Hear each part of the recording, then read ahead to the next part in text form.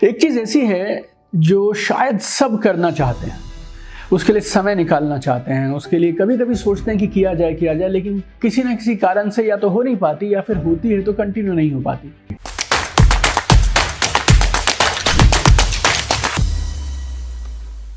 और उस चीज का नाम है मेडिटेशन। आप उसे साधना भी बोल सकते हैं, आप उसे ध्यान भी बोल सकते हैं। बहुत सारे फायदे हैं उसके, लेकिन फिर भी चाहकर भी बहुत सारे लोग कर नहीं पाते हैं। और जब कोई इंसान कोई काम नहीं कर पाता ना, तो उसके पीछे दो वजह होती हैं। पहली कि इसे करूं क्यों, इसके फायदे नहीं पता, और दूसरा ये पता है कि इसको करने से फायदा है और मैं बड़ा क्लियर हूं, लेकिन फिर भी कर नहीं पा रहा, शुरू कैसे करूं। तो पहली बार हमारे YouTube चैनल पर हम आज मेडिटेशन, ध्यान और साधना पे बात करने वाले हैं, और मैं आपको देने वाला हूं 10 कारण क्यों सबको मेडिटेशन जरूर करनी चाहिए, और उसके साथ साथ 10 खास टिप्स एंड टेक्निक्स जो अगर आप फॉलो करेंगे तो आप अपनी मेडिटेशन प्रैक्टिस शुरू कर सकते हैं और उसको और स्ट्रॉन्ग और उसको और शानदार बना सकते हैं। तो आइए शुरू करते हैं 10 कारण क्यों आपको मेडिटेशन करनी चाहिए। देखिए, पहला बहुत सरल है, ये आपके तनाव को और एंजाइटी को कम कर देता है। अगर आप रेगुलरली मेडिटेशन करते हैं तो ऐसा नहीं कि आपको स्ट्रेस नहीं होगा, लेकिन आप उसे मैनेज कर पाएंगे, अपनी एंजाइटी को मैनेज कर पाएंगे। दूसरा, आपकी नींद की क्वालिटी को ये बेमिसाल कर देगा। You will be able to sleep better, और आपकी नींद ना सिर्फ लंबी होगी बल्कि गहरी होगी, and you have a good quality sleep when you do meditation. आपकी बॉडी की इम्यूनिटी पे भी ये कमाल का असर डालता है। तो if you are regular meditator, आप बीमार कम पड़ेंगे और आपके शरीर की रोगों से लड़ने की क्षमता बेहतर होगी। चौथा, ये आपकी कंसंट्रेशन और फोकस को बढ़ाएगा, आपकी एकाग्र करने की क्षमता को बढ़ाता है। पांचवा, ये आपकी इमोशनल स्टेबिलिटी और अंदरूनी शांति, इन दोनों को बेहतर बनाता है। अगर आपको चीज़ें याद नहीं होती, मेडिटेशन करना शुरू करिए, आपकी मेमोरी को, आपकी याददाश्त को बेहतर बना देगा। और सातवां, ये बहुत खास है, ये आपकी सेल्फ अवेयरनेस बढ़ाता है, आपको खुद का बोध होने लगता है, खुद का ज्ञान होने लगता है, आपको आपके बिलीफ सिस्टम को भी ये मजबूत करता है। तो आपकी सेल्फ अवेयरनेस और बिलीफ सिस्टम बेहतर होते हैं जब आप रेगुलर मेडिटेशन करते हैं। आठवां, आपके निर्णय लेने की ताकत को भी ये बेहतर करता है। आप बेहतर निर्णय ले पाएंगे, सूझबूझ से निर्णय ले पाएंगे अगर आप रेगुलर साधना करते हैं, ध्यान में बैठते हैं। तो आपकी प्रोडक्टिविटी और एफिशिएंसी, दिन भर में जो आप काम करते हैं उन कामों को करने की आपकी एफिशिएंसी को भी ये बढ़ा देता है। और 10वां, you will feel good and you will be happier. आप ज़्यादा खुश रहेंगे, आपको अच्छा होगा, लगेगा, आपको आनंद आएगा जब आप रेगुलर मेडिटेशन करेंगे। तो पहली बार 1996 में मुझे मेडिटेशन से इंट्रोड्यूस किया गया था, 1996। तो अगर मैं आज देखूं तो करीब 27 सालों से मैंने मेडिटेशन की प्रैक्टिस को पकड़ के रखा है। पहले कुछ साल ऐसे थे जब मैं ऑन एंड ऑफ किया करता था, लेकिन अब पिछले कुछ सालों से लगातार it has become part of my daily life. और इन 27 सालों के मेरे सफ़र के दौरान मैंने 10 ऐसी चीज़ें समझी हैं जो आपको अपनी मेडिटेशन प्रैक्टिस को शुरू करने में मदद करेंगी, और अगर आप ऑलरेडी करते हैं तो ये आपकी मेडिटेशन प्रैक्टिस को और डीप कर देंगी और गहरा कर देंगी और बेहतर कर देंगी। तो 10 कारण मैंने बता दिए क्यों आपको करना चाहिए। जल्दी से बताता हूँ 10 टिप्स जो आपकी मेडिटेशन प्रैक्टिस को और सॉलिड करने में, डीप करने में आपकी मदद करेंगे। देखिए, पहला आप हमेशा याद रखिए, नो एक्सपेक्टेशन नो कंपैरिजन।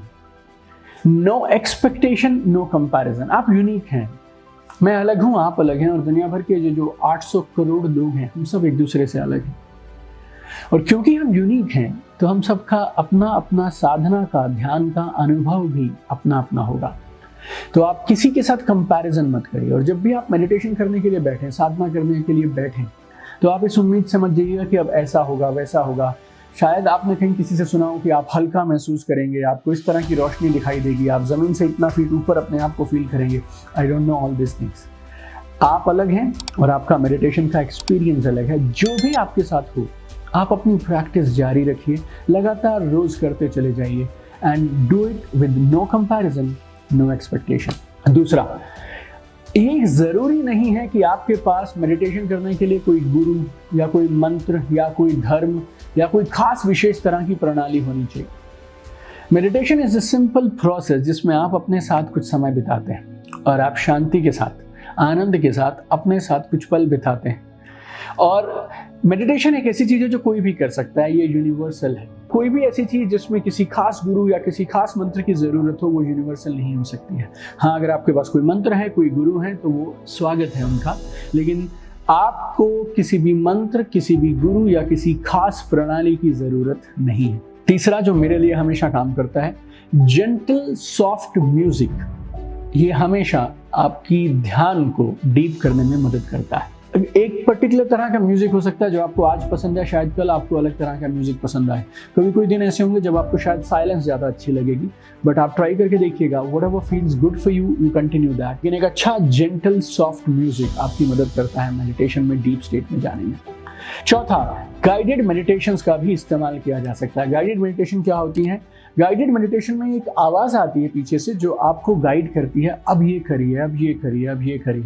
तो अगर आप चाहें तो इंटरनेट पे, यूट्यूब पे दुनिया भर की गाइडेड मेडिटेशंस अवेलेबल हैं, बहुत सारे मोबाइल ऐप्स पे अवेलेबल हैं, तो you can start with guided meditations also. पांचवा, आपकी सिटिंग पोजिशन बहुत अहम है। आप सिटिंग पोजीशन ऐसी चुनिए जिसमें आप कंफर्टेबल हों।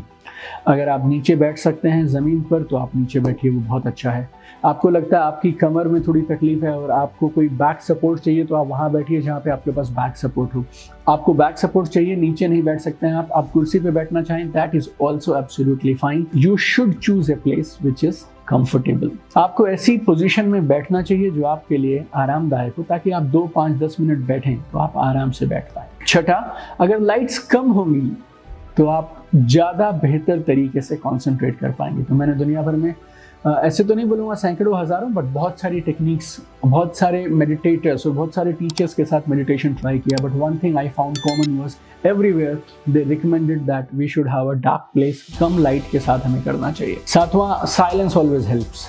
तो ऐसी जगह पे बैठिएगा, ऐसे समय पे बैठिएगा जब आपके पास डिस्ट्रैक्शंस ना हो। आठवां, जब भी आप शुरू करें कम से कम 5 मिनट ज़रूर बैठिएगा।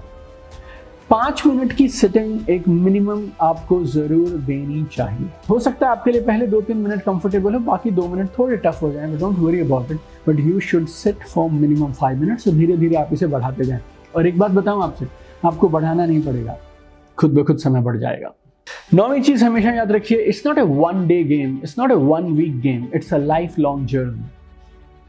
आप दिन में 3 बार खाना खाते हैं, आप रोज़ नहाते हैं, तो फिर आप ये सवाल मुझसे क्यों करते हैं कि मेडिटेशन कितने दिन करूं तो क्या मिल जाएगा? आपने कभी खाने के बारे में तो ये नहीं पूछा मुझसे कि मेरी 30 साल की उम्र हो गई, मैं रोज़ खाना खा रहा हूं, कब खाना खाना बंद कर सकता हूं? खाना आपके शरीर की रिक्वायरमेंट है and you need to give it every single day. वैसे ही मेडिटेशन आपके इमोशंस की, आपकी इमोशनल वेलबींग की, आपके माइंड की और आपकी बॉडी की भी ज़रूरत है। ये भी एक तरह से खुराक है, right? And it's nurturing your body. So don't ask this question कितने दिन के बाद क्या परिणाम मिलेंगे। जैसे आप रोज़ नहाते हैं, जैसे आप रोज़ खाना खाते हैं, वैसे ही make it a practice and continue doing it. Meditation का जो समय आप चुनें, या तो वो काम पे जाने से पहले का समय हो, अर्ली मॉर्निंग, जिसमें आपके फ़ोन नहीं बज रहे हैं और चारों तरफ से आप एक्टिविटी में इन्वॉल्व नहीं हैं, या फिर आप तब सुनिए जब लेट नाइट, जब आप सोने वाले हैं, आपके काम खत्म हो चुके हैं and now you have finished everything, nobody will disturb you, no calls will disturb you, और आपका ध्यान किसी और चीज़ में नहीं जाएगा।